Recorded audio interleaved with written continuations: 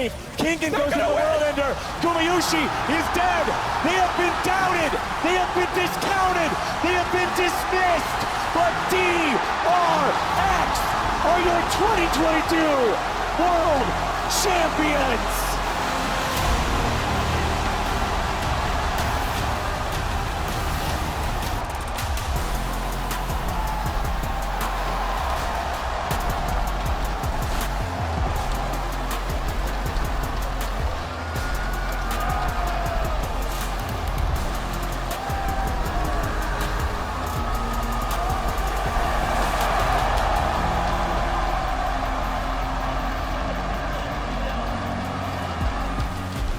They complete the miracle run.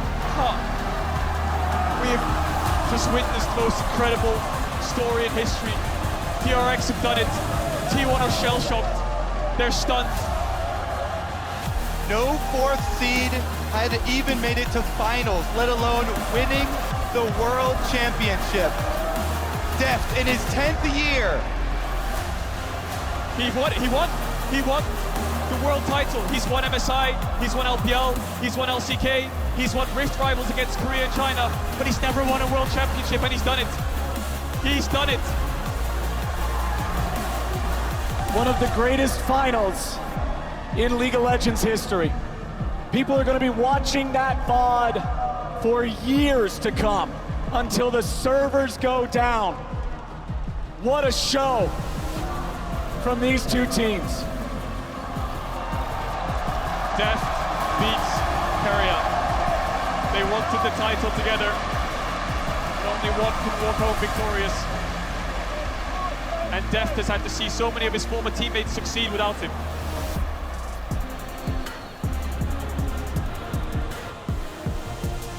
Let's bring it all back to Deft, because this was nearly 10 years in the making. It's his first Worlds trophy. It starts with Deft and it ends with Deft, right? Yeah. I don't think you can, even if you gave this League of Legends year to a script writer, he couldn't write a better story than what we've just seen this year.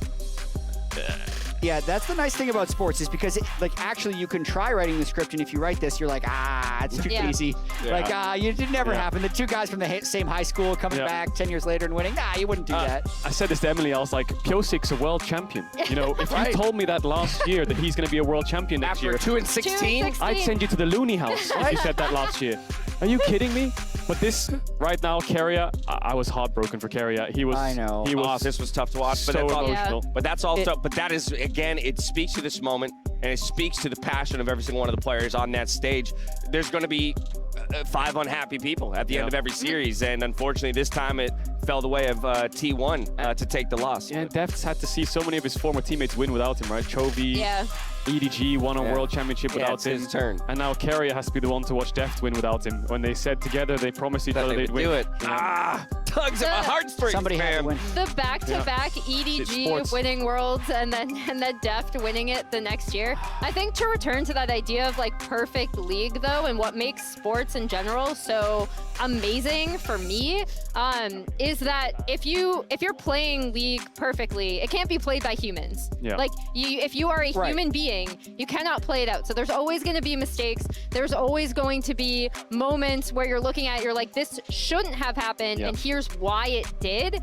And if people play perfectly, if they were able to, you don't get a stage like this. Exactly. You don't get a DRX story. How can you not love this story of Deft finally winning after so many years? I've look at been that hug. watching him since 2013. Human error is what makes this game beautiful. If everything was perfect, everything would be boring. Exactly. No one would enjoy it. So much mutual respect with these guys too, right? Keria. The fact that I feel like Piosik teared up seeing Kiria's pain. Oh, right? 'Cause absolutely.